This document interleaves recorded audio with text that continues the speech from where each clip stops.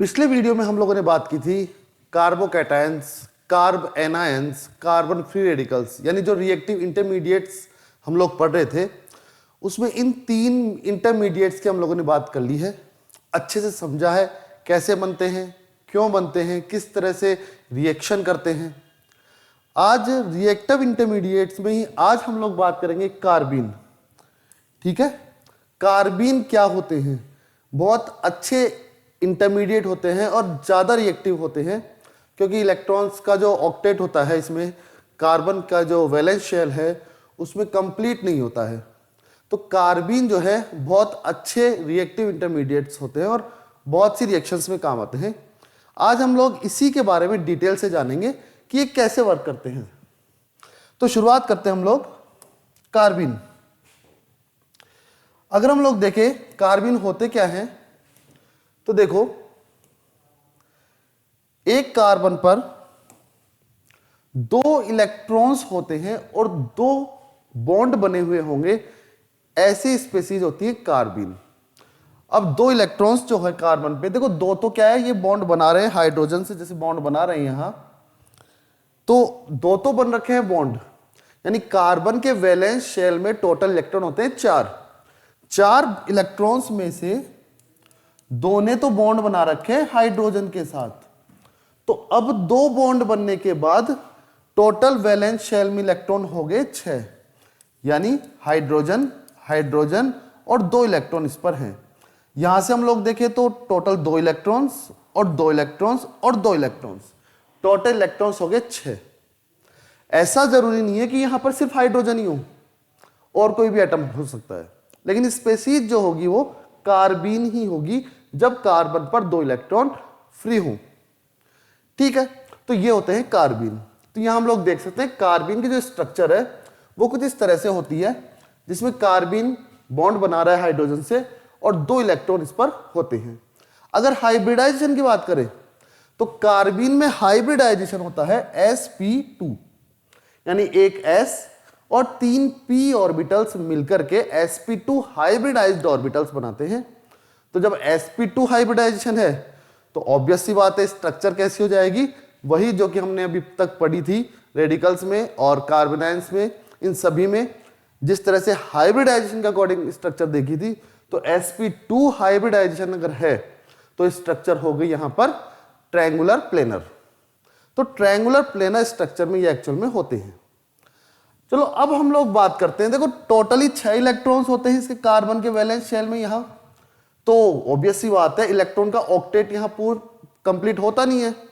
अगर इलेक्ट्रॉन का ऑक्टेट किसी भी कंपाउंड में, किसी भी स्पीशीज में सेंट्रल एटम पर पूरा होगा तो इसका मतलब उसको ज्यादा रिएक्शन करने की जरूरत नहीं है, वो ठीक है, उसका 8 इलेक्ट्रॉन उसके हो गए, ठीक है, उसको कहीं नहीं जाएगा। लेकिन अगर 8 से कम इलेक्ट्रॉन होंगे तो उसकी रिएक्टिविटी ज्यादा हो जाएगी, रिएक्टिविटी ज्यादा होगी तो स्टेबिलिटी वहां क्या हो जाएगी, कम हो जाएगी। तो यहां पर जो कार्बीन है उसके वैलेंस शेल में टोटल इलेक्ट्रॉन होते हैं 6 इलेक्ट्रॉन होने के कारण ये क्या होता है, हाईली रिएक्टिव स्पीशीज होती है, यानी बहुत ज्यादा तेजी से रिएक्शन करेगी, जल्दी से इसको चाहिए कोई ना कोई जिसके साथ ये जुड़ सके, घर बसा सके। ठीक है, यानी तेजी से कोई कंपाउंड बना सके। तो इस तरह से ये कार्बीन होते हैं। अगर हम लोग यहां देखें तो सबसे पहले बात करते हैं टाइप्स ऑफ कार्बीन्स। कार्बीन कितने तरह के होते हैं? देखो नॉर्मली कार्बीन होते हैं 2 तरह के, एक होते हैं सिंगलेट कार्बीन और दूसरे होते हैं ट्रिपलेट कार्बीन। समझते हैं ये आखिर में सिंगलेट, डबलेट, ट्रिपलेट, क्वार्टेट, आखिर में ये होते क्या हैं। देखो ये सब होती है इनकी मल्टीप्लिसिटी। देखो अभी हम लोगों ने बात की कार्बीन की, जब हम लोगों ने बात की तो हम लोगों ने देखा कि यहां पर 2 इलेक्ट्रॉन्स कार्बीन के पास होते हैं। अब देखो इलेक्ट्रॉन्स तो हैं, लेकिन हैं वो किस कंडीशन में? ठीक है, तो देखो हो सकता है 2 इलेक्ट्रॉन्स हो, उनके जो स्पिन है वो इस तरह से हो, दोनों इलेक्ट्रॉन्स की, और मे भी पॉसिबल कि स्पिनिंग जो हो रही है वो इस तरह से भी हो, यानी एक कमरे में 2 आदमी बैठे हुए हैं, यानी एक ऑर्बिटल में 2 इलेक्ट्रॉन्स हैं, कैसे भी अरेंज अपने आप को कर पा रहे हो। तो लेकिन हम लोग पढ़ रहे हैं साइंस, और साइंस में देखो हर एक चीज की पॉसिबिलिटी होती है। कोई चीज कैसे हो रही है, कब हो रही है, क्यों हो रही है, साइंस इसी को एक्सप्लेन करता है। तो हम सारी पॉसिबिलिटी लेके चल रहे हैं कि हो सकता है जो दो इलेक्ट्रॉन्स कार्बिन के पास हैं वो इस कंडीशन में भी हो सकता है कि दोनों के जो स्पिन है वो सेम हो, सेम डायरेक्शन में हो, और ये भी हो सकता है कि दोनों के स्पिन अलग अलग डायरेक्शन में हो। तो जब इस तरह की कोई बात आती है तो वहां हम लोग निकालते हैं मल्टीप्लिसिटी, यानी हम लोग यहां निकालेंगे मल्टीप्लिसिटी। तो मल्टीप्लिसिटी के लिए निकालने के लिए एक फॉर्मूला होता है। मल्टीप्लिसिटी के लिए फॉर्मूला होता है 2s plus 1। 2s plus 1। s क्या है यहां? स्पिन क्वांटम नंबर जो पर्टिकुलर इलेक्ट्रॉन के लिए होता है। अगर हमें पता है कि किसी भी एक इलेक्ट्रॉन के लिए स्पिन क्वांटम नंबर या तो प्लस हाफ या माइनस हाफ होता है, तो यहां पर अब हमारे पास दो इलेक्ट्रॉन है। अगर मान लीजिए दोनों इलेक्ट्रॉन इस कंडीशन में हैं, इस तरह से अरेंज्ड हैं, तो इसके लिए हम लोग निकाल रहे हैं मल्टीप्लिसिटी। तो मल्टीप्लिसिटी क्या होगी? देखो 2s प्लस 1, यहां पर s की वैल्यू सबसे पहले निकालते हैं। एक इलेक्ट्रॉन के लिए s की वैल्यू हो गई प्लस हाफ, तो ऑब्वियस सी बात है दूसरे की डायरेक्शन अलग है तो उसके लिए वैल्यू कितनी हो जाएगी? Minus half. अगर दोनों की डायरेक्शन सेम होती तो plus half and plus half, या माइनस हाफ या माइनस हाफ। लेकिन यहां पर क्या है, दोनों की डायरेक्शन अलग अलग है, तो एक के लिए प्लस हाफ तो दूसरे के लिए माइनस हाफ। ओवरऑल s की वैल्यू निकालेंगे तो यहां आ गई 0। इस s की वैल्यू को जब हम लोग इस इक्वेशन में रखते हैं तो मल्टीप्लिसिटी की वैल्यू आती है 2 इंटू 0 प्लस 1 यानी 1। अगर मल्टीप्लिसिटी की वैल्यू 1 आती है इसका मतलब वो है सिंगलेट स्पीशीज। इसी तरह से अगर मल्टीप्लिसिटी की वैल्यू आती है 2 तो उसे हम लोग कहेंगे डबलेट। इसी तरह से मल्टीप्लिसिटी की वैल्यू अगर 3 आ जाती है तो इसे हम लोग कहेंगे ट्रिपलेट। तो यहां पर ओनली दो ही कंडीशन होती है, सिंगलेट एंड ट्रिपलेट। तो सिंगलेट कंडीशन की क्या होगी? जब दो इलेक्ट्रॉन्स हैं और दोनों इलेक्ट्रॉन्स अलग अलग डायरेक्शंस में हैं, उनका जो स्पिन है वो अलग अलग डायरेक्शन में है, बिल्कुल अपोजिट है, तो मल्टीप्लिसिटी हो जाएगी इसकी सिंगलेट। अगर ऐसा हो कि मान लो दोनों इलेक्ट्रॉन्स जो हैं उनके लिए अगर हम लोग बात करें और दोनों सेम ही स्पिन दिखा रहे हैं, यहां हम लोग देखें यानी दोनों सेम ही डायरेक्शन में हैं, इस कंडीशन में क्या होगा? s की वैल्यू सबसे पहले निकालेंगे तो s की वैल्यू हो गई इस इलेक्ट्रॉन के लिए प्लस हाफ और दूसरे इलेक्ट्रॉन के लिए भी प्लस हाफ, टोटल वैल्यू हो गई s की 1। इस s की वैल्यू को जब हम लोग इस इक्वेशन में रखेंगे यानी 2s प्लस 1 में रखेंगे तो यहां हमारे पास वैल्यू आएगी 2 into 1 plus 1 equals to 3। s की वैल्यू यानी 2s प्लस 1 यानी मल्टीप्लिसिटी की वैल्यू आ रही है 3, तो इसका मतलब हो गया ट्रिपलेट है ये। अगर यही वैल्यू 4 आती तो क्वार्टेट हो जाता। समझ रहे? तो यानी अगर मल्टीप्लिसिटी की वैल्यू आ रही है 2s प्लस 1 की वैल्यू हमारे पास आ रही है 1, इसका मतलब होगा सिंगलेट, और 3 आ रही है इसका मतलब होगा ट्रिपलेट। तो इस तरह से हम लोग देख सकते हैं। तो इस बेस पर कार्बिन जो है वो दो तरह के होते हैं, सिंगलेट कार्बिन एंड ट्रिपलेट कार्बिन। तो कार्बिन दो तरह के हो गए। हाइब्रिडाइजेशन हम लोगों ने देख लिया कि कार्बिन में हाइब्रिडाइजेशन होता है sp2। अगर देखें रिएक्टिविटी की तो हाईली रिएक्टिव है। क्यों? क्योंकि ऑक्टेट कंप्लीट नहीं है कार्बन का, इसमें 6 इलेक्ट्रॉन्स होते हैं। यहां तक की बात हमारे समझ में आ चुकी होगी। अब चलते हैं आगे के लिए। देखो दो तरह के होते हैं, सिंगलेट एंड ट्रिपलेट।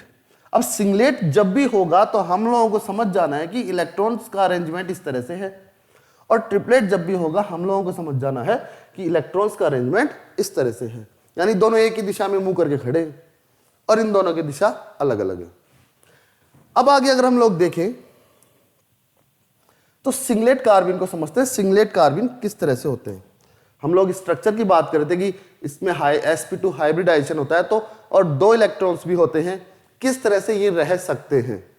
तो कंडीशन ये है कि सिंगलेट वाले की बात करेंगे हम लोग, तो सिंगलेट जो कार्बिन है उसकी स्ट्रक्चर होती है कुछ इस तरह की, यानी sp2 हाइब्रिडाइज्ड ऑर्बिटल में ही लोन पेयर है और एक 2p-Z ऑर्बिटल यहां बिल्कुल वेकेंट है जो कि अनहाइब्रिडाइज है, अनहाइब्रिडाइज्ड ऑर्बिटल होता है ये 2p-Z। लेकिन जो लॉन पेयर आ रहा है, यानी जो इलेक्ट्रॉन्स आ रहे हैं, जो दो इलेक्ट्रॉन्स हैं वो हाइब्रिडाइज्ड ऑर्बिटल में ही है। देखो 3 हाइब्रिडाइज्ड ऑर्बिटल होंगे, एक ऑर्बिटल ने तो क्या किया, यहां हाइड्रोजन के s ऑर्बिटल से ओवरलैपिंग की, बॉन्ड बनाया, एक ने दूसरे हाइड्रोजन या किसी भी एटम से ओवरलैपिंग की, बॉन्ड बनाया। तीसरा हाइब्रिडाइज्ड ऑर्बिटल है ये, और इसमें दोनों इलेक्ट्रॉन्स अपने प्रेजेंट हैं। एक ऑर्बिटल यहां क्या रहेगा, वेकेंट रहेगा। 4 ऑर्बिटल होंगे ना, sp2 हाइब्रिडाइज में 3 काम आ गए, बच गया एक p ऑर्बिटल, वो बिल्कुल क्या रहेगा, वेकेंट रहेगा। तो इस तरह से 2p-Z हाइब्रिडाइज्ड ऑर्बिटल अनहाइब्रिडाइज्ड रहेगा, यानी और इसमें कोई इलेक्ट्रॉन भी नहीं रहेगा। तो इस तरह से ये हो गई सिंगलेट कार्बिन की स्ट्रक्चर। अगर हम लोग देखें कार्बिन, अब कार्बिन के लिए कंडीशन हमें पता है कि कार्बिन के लिए इलेक्ट्रॉन की डायरेक्शन क्या होनी चाहिए, सेम साइड में। तो इस तरीके से अगर हम लोग देखें तो कार्बिन ट्रिपलेट के लिए क्या होगा, 2 तरह की कंडीशन बनती है। देखो sp2 हाइब्रिडाइजेशन जब होगा, मोस्टली sp2 हाइब्रिडाइजेशन ही होगा, रेयर केस में sp हाइब्रिडाइजेशन भी हो सकता है, लेकिन उसके लिए इलेक्ट्रॉनिक जो अरेंजमेंट होता है वो थोड़ा अलग हो जाता है। अगर sp2 हाइब्रिडाइजेशन ही है जैसे कि ये, तो कोई दिक्कत नहीं है, एक इलेक्ट्रॉन तो होगा हाइब्रिडाइज्ड ऑर्बिटल में और एक इलेक्ट्रॉन होगा अनहाइब्रिडाइज्ड ऑर्बिटल में। दोनों इलेक्ट्रॉन की डायरेक्शन क्या होगी, सेम होगी, यानी इनका जो स्पिन है वो सेम होगा। लेकिन अगर sp हाइब्रिडाइज्ड वाली कंडीशन आती है तो sp में हमें अब 2 ही ऑर्बिटल चाहिए हाइब्रिडाइज्ड, बाकी के 2 ऑर्बिटल क्या रहेंगे, अनहाइब्रिडाइज्ड। टोटल 4 ऑर्बिटल में से sp हाइब्रिडाइज्ड 2 हो गए और 2 हो गए अनहाइब्रिडाइज्ड। तो दोनों अनहाइब्रिडाइज्ड ऑर्बिटल में एक एक इलेक्ट्रॉन हो गया जिनकी डायरेक्शन सेम होगी, और हाइब्रिडाइज्ड ऑर्बिटल्स तो बॉन्ड बनाएंगे ही बनाएंगे। तो उस कंडीशन में अगर हम लोग देखें तो यहां पर ट्रिपलेट कार्बिन जो है वो इस तरह से भी अरेंज होती है, रेयर केस में हो जाती है, ये भी रेयर केस मिल जाता है, दोनों ही केसेस मिल जाते हैं। ठीक है, रिएक्शन किस तरह से हो रही है उस पर डिपेंड कर रही है सारी चीजें। तो यानी सिंगलेट और ट्रिपलेट हमने पढ़ा, जो हाइब्रिडाइजेशन है मोस्टली sp2 होगा, कुछ केसेस में हमें sp भी मिलेगा, ठीक है, लेकिन उसमें इलेक्ट्रॉनिक अरेंजमेंट होगा वो इस तरह से हो सकता है। तो ये तो हुआ इसके सिंगलेट और ट्रिपलेट कार्बिन। सिंगलेट और ट्रिपलेट कार्बिन में हमें ये ध्यान रखना है कि अगर सिंगलेट कार्बिन है तो इलेक्ट्रॉन्स की डायरेक्शन या स्पिन की जो डायरेक्शन है वो अलग अलग दिशा में है, अलग अलग डायरेक्शन में है, और ट्रिपलेट में क्या होगा, सेम डायरेक्शन में होंगे। तो इस तरह से ये हो गए कार्बिन। आगे अगर हम लोग देखें तो नेक्स्ट अब इंपॉर्टेंट बात आती है स्टीरियो सिलेक्टिविटी कार्बिन की, यानी कार्बिन स्टीरियो सिलेक्टिव होते हैं या नहीं होते हैं। सबसे पहले तो देखते हैं स्टीरियो सिलेक्टिव होता क्या है। ठीक है, स्टीरियो सिलेक्टिव होता है अगर सिस रिएक्टेंट है और सिस ही प्रोडक्ट बन जाए, या फिर ट्रांस रिएक्टेंट है और ट्रांस ही प्रोडक्ट बन जाए, तो इसका मतलब यह हुआ कि वो स्टीरियो सिलेक्टिव होता है। जो स्टीरियो उसकी अरेंजमेंट होती है वो इस तरह से होती है कि सिस रिएक्टेंट से सिस प्रोडक्ट और ट्रांस रिएक्टेंट से ट्रांस प्रोडक्ट बनेगा। अगर देखा जाए कार्बिन में तो जो सिंगलेट कार्बिन होते हैं वो तो होते हैं स्टीरियो सिलेक्टिव, यानी कि सिस से सिस ही बनाएंगे और ट्रांस रिएक्टेंट से ट्रांस प्रोडक्ट ही बनाएंगे सिंगलेट कार्बिन। लेकिन अगर ट्रिपलेट कार्बिन की हम लोग बात करें तो वो स्टीरियो सिलेक्टिव नहीं होते हैं, यानी सिस से भी अगर रिएक्शन कर रहे हो तो सिस एंड ट्रांस दोनों प्रोडक्ट बनेंगे, और ट्रांस से रिएक्शन करोगे तो भी दोनों प्रोडक्ट बनते हैं। ऐसा कैसे होता है वो देखते हैं। देखो सबसे पहले मान लीजिए कोई एग्जांपल के तौर पे मैंने ले लिया, कोई भी एल्कीन हो सकती है। यहां ये एल्कीन ली है जो कि मैंने सिस टाइप की ली है, यानी सिस फॉर्म है एल्कीन का ये। अगर यहां हम लोग देखें सिस फॉर्म में और इसकी रिएक्शन हम लोग कराते हैं सिस कार्बिन से, सॉरी सिंगलेट कार्बिन से। अगर सिंगलेट कार्बिन से रिएक्शन कराएंगे तो हमें पता है कि इलेक्ट्रॉनिक अरेंजमेंट कुछ इस तरह से है, यानी दोनों की डायरेक्शन अलग अलग है। तो इस कंडीशन में क्या होगा, सिस ही प्रोडक्ट हमें मिल जाता है, यानी हमें प्रोडक्ट मिल जाएगा सी, यहां से R यानी एल्किल ग्रुप, CH3 यानी मिथाइल ग्रुप, और CH2 इस तरह से जुड़ा हुआ होगा। यानी प्रोडक्ट जो भी बना वो सिस ही बना है। इसका मतलब जो सिंगलेट कार्बिन होते हैं वो होते हैं स्टीरियो सिलेक्टिव। ठीक है, अगर हम लोग बात करें ट्रिपलेट कार्बिन की, तो ट्रिपलेट कार्बिन में ये वाली प्रॉपर्टी नहीं होती है। अगर ट्रिपलेट कार्बिन की हम लोग बात करें तो यहां हम लोग देख सकते हैं, मान लीजिए यही एल्किन ले लेता हूं मैं, जो कि सिस है, रिएक्टेंट के रूप में हमारे पास सिस है। ठीक है, और इसकी रिएक्शन मैं करा रहा हूं ट्रिपलेट कार्बिन से, जिसमें कि दोनों इलेक्ट्रॉन्स का जो स्पिन है वो सेम डायरेक्शन में हो रहा है। ऐसी कंडीशन में क्या होगा, एक साथ दोनों इलेक्ट्रॉन नहीं जुड़ते हैं। अभी सिस में तो हमने क्या देखा, सिंगलेट वाली में हमने क्या देखा, दोनों इलेक्ट्रॉन एक साथ जुड़ गए और जो अपना रिएक्टेंट था उसमें कोई चेंज नहीं आया, बस CH2 उसमें जुड़ गया है। जिस कंडीशन में था उसी कंडीशन में जुड़ गया, डबल बॉन्ड टूटा और सिंगल बॉन्ड बनकर और वो CH2 जुड़ गया। लेकिन यहां पर कंडीशन थोड़ी अलग हो जाती है।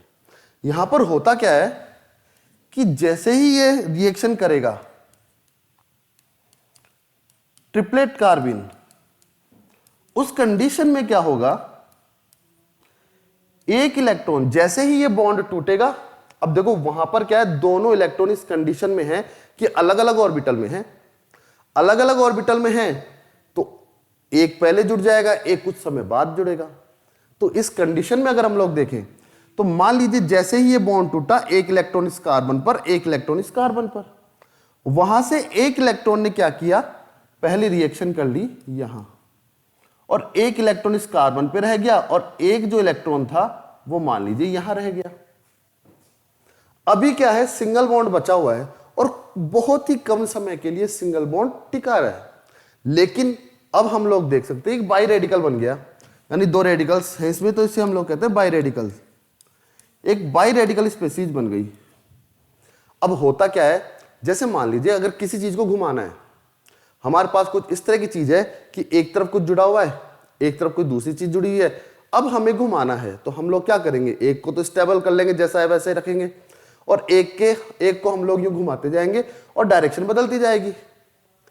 लेकिन ये जो घुमाने वाली चीज होती है ये सिर्फ सिंगल बॉन्ड में हो सकती है। जैसे ही डबल बॉन्ड बन जाएगा, अब हम इसको फ्रीली नहीं घुमा सकते। जैसे आप लोग देखते होंगे, अगर हम लोग जैसे बच्चों के खिलौने भी देखते हैं तो एक डंडी आती है, उसमें डंडी से आराम से उसको एक हिस्से को फिक्स करके हम लोग दूसरे हिस्से को घुमा सकते हैं। लेकिन दो अगर डंडियां पास पास आ गई, दो स्टिक्स आ गई पास पास में, तो अब क्या होगा, फ्रीली नहीं घूम पाता वो। Same condition. तो यहां पर क्या है कि डबल बॉन्ड टूटा और सिंगल बॉन्ड बना। इस वाले हिस्से को हम इस रोक करके और इस वाले हिस्से को हम फ्रीली घुमा सकते हैं। तो जब फ्रीली घुमा सकते हैं तो बहुत सारी जब क्वांटिटी में लिया जाता है तो हो सकता है कुछ प्रोडक्ट तो इस कंडीशन में बन जाएं और हो सकता है कुछ प्रोडक्ट घूमने के बाद वाली कंडीशन में बने, यानी दोनों ही कंडीशन प्रोडक्ट बनेंगे। तो इस तरह से पहले एक इंटरमीडिएट बाइरेडिकल बनेगा जो कि बाद में कन्वर्ट हो जाएगा किसमें, सिस और ट्रांस, दोनों ही रूपों में, दोनों ही फॉर्म में क्या हो जाएगा, वो कन्वर्ट हो जाएगा। यानी इससे एक तो हमारे पास बनेगा सिस प्रोडक्ट CH2, एक तो बना सिस, और एक हमारे पास बनेगा ट्रांस, यानी ये एक हिस्सा तो हम लोग रखेंगे सेम और यहां CH3 ऊपर, R जो एल्किल ग्रुप है वो नीचे, और इस तरह से प्रोडक्ट बन जाएगा हमारा। दोनों ही मरेंगे। यानी इस तरह की स्थिति में हम लोग देख सकते हैं कि जैसे अभी सिंगलेट में हम लोगों ने देखा कि सिस अगर एल्कीन है तो सिस रिएक्टेंट है तो सिस ही प्रोडक्ट बनाए, और ट्रांस है तो ट्रांस ही बनेगा। लेकिन जो ट्रिपलेट कार्बिन होती है वो थोड़ा हटके बिहेव करती है ना। उसमें क्या होता है, रीजन मैंने बताया कि बाइरेडिकल बनेगा जिससे फ्रीली घूम सकता है एक हिस्सा। तो उस कंडीशन में क्या होगा, उस कंडीशन में दोनों ही तरह के प्रोडक्ट बनने की संभावना हो जाती है, यानी cis and trans cis and trans दोनों तरह के प्रोडक्ट बनते हैं, इसलिए जो ट्रिपलेट कार्बिन होती है वो स्टीरियो सिलेक्टिव नहीं होती है और जो सिंगलेट कार्बिन होती है वो स्टीरियो सिलेक्टिव होती है। उम्मीद कर रहा हूं अच्छे से आप लोगों के समझ में आ रहा होगा कार्बिन का कॉन्सेप्ट। देखो सबसे पहले हम लोगों ने बात की कार्बिन क्या होते हैं। एक कार्बन दो बॉन्ड बना रहा है, दो इलेक्ट्रॉन उसके पास है, कार्बिन स्पीशीज हो गई। sp2 हाइब्रिडाइज मोस्टली, कभी कभी sp भी हो सकती है, लेकिन कंडीशन दोनों की अलग है। इनके टाइप्स होंगे दो तरह के, सिंगलेट कार्बिन एंड ट्रिपलेट कार्बिन। अगर इलेक्ट्रॉन्स का स्पिन अपोजिट डायरेक्शन में है दोनों इलेक्ट्रॉन्स का तो सिंगलेट, और अगर सेम डायरेक्शन में है तो ट्रिपलेट। अपोजिट डायरेक्शन की एक ही कंडीशन है, जो सेम डायरेक्शन है उसमें हम लोग sp2 और sp दोनों कंडीशन लेकर के चलते हैं कि इस तरह से हो सकता है। उसके बाद स्टीरियो सिलेक्टिविटी की हम लोग बात करें। स्टीरियो सिलेक्टिविटी की बात करें तो सिस एल्कीन जो सॉरी सिस वो सिंगलेट कार्बिन जो होती है वो स्टीरियो सिलेक्टिव होती है, जबकि जो अपने ट्रिपलेट कार्बिन होती है वो स्टीरियो सिलेक्टिव नहीं होती है। ये सारी कहानी है कार्बिन की। हाईली रिएक्टिव होता है ये, ठीक है, क्योंकि इसका ऑक्टेट कंप्लीट होता नहीं है। अब ये देखते हैं थोड़े बहुत कुछ रिएक्शंस जिनमें बन जाते हैं मोस्टली, तो वो रिएक्शंस भी देखते हैं कि ये बनते कैसे हैं। देखो फॉर्मेशन ऑफ कार्बिन्स, यहां डायजोमेथेन हमने लिया है। अगर इसकी रिएक्शन कराई जाए, इसको गर्म किया जाए या सनलाइट की प्रेजेंस में रिएक्शन हो, तो यहां से नाइट्रोजन तो अलग हो जाती है और हमारे पास आता है कार्बिन। सेम एक और रिएक्शन होती है, और इस तरह की और भी बहुत सी रिएक्शंस हो सकती है। मैं कुछ एग्जांपल्स लेकर बता रहा हूं जो कि इंपॉर्टेंट है, और मोस्टली जो एग्जाम्स में आने वाला एग्जांपल है वो एक दो ही पूछता है, बाकी ये क्वेश्चंस भी एग्जाम में पूछे इतने नहीं जाते। लेकिन हम लोग जब सारी चीजें पढ़ रहे हैं तो हर एक चीज को लेकर चल रहे हैं। और यहां पर एक आती है क्लोरोफॉर्म। क्लोरोफॉर्म की रिएक्शन किसी भी बेस से करते हैं। देखो बेस होगा तो उसमें OH नेगेटिव आयंस होंगे, तो कोई भी बेस हो सकता है, OH नेगेटिव आयंस ले लिया हमने, तो यहां पर हमारे पास बन गया डाइक्लोरोकार्बिन। Cl नेगेटिव अलग हो जाएगा, H2O अलग हो जाएगा, इसको बोलते हैं डाइक्लोरोकार्बिन। इस तरह से हम लोग कार्बिन को समझ सकते हैं। अब कुछ रिएक्शंस होते हैं कि कार्बिन किस तरह से रिएक्शन करता है, जो जैसे जैसे हम लोग कुछ बहुत से रिएक्शंस पढ़ेंगे उसमें यह भी देखेंगे कार्बिन किस तरह से रिएक्शन करता है। कार्बिन जो है कि सिंगल बॉन्ड में इंटरसेक्ट कर जाता है, अंदर से रिएक्शन कर जाता है, उसमें चला जाता है। और भी कई तरह की रिएक्शंस होती है, जैसे अभी हमने जोड़ा कार्बिन की रिएक्शन, अभी सिस और ट्रांस प्रोडक्ट बनाए। इस तरह से कार्बिन रिएक्शन करता है, जो आगे जैसे जैसे रिएक्शंस हम लोग पढ़ेंगे उन सब में ये सब चीजों का जिक्र होगा। उम्मीद कर रहा हूं बहुत अच्छे से आप लोगों को ये सब चीजें समझ में आ रही होंगी। Thank you.